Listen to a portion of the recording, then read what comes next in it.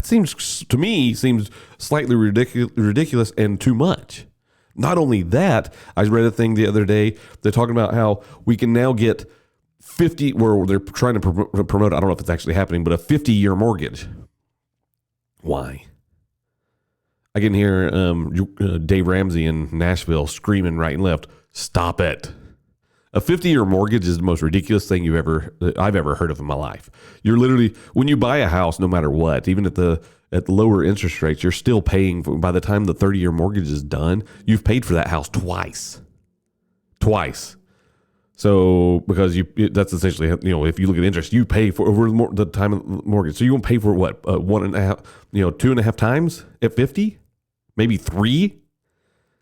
Because your payments at the beginning of a mortgage, that's mostly interest. Look at it. Go get an amortization schedule, break it down, and you'll see it's mostly interest. So if you want to help yourself knock off a payment and make your interest cheaper, you pay 2 payments in the beginning of the month. So you pay a payment, the first payment that's due, and then you pay one and you have them pull that off the back side, which is all principal. So you're working at the loan 2 different directions. So by the time you get to the middle, you cut off a bunch of years, and you've paid less interest, and you're not paying a ton.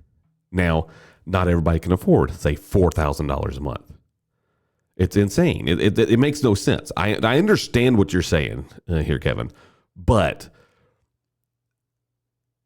as I've said it before, and the infamous quote from Jack Sparrow in Pirates of the Caribbean, if I could quote it correctly, he said, "The problem is not the problem.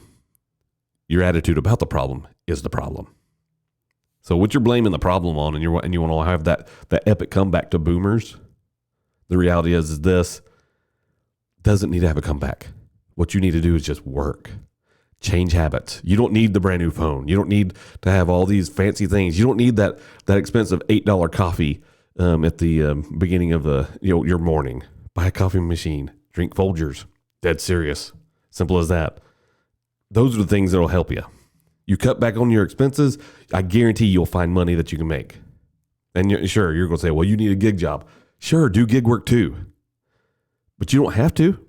A person can live pretty well on their budget if they're on a budget. Plain and simple.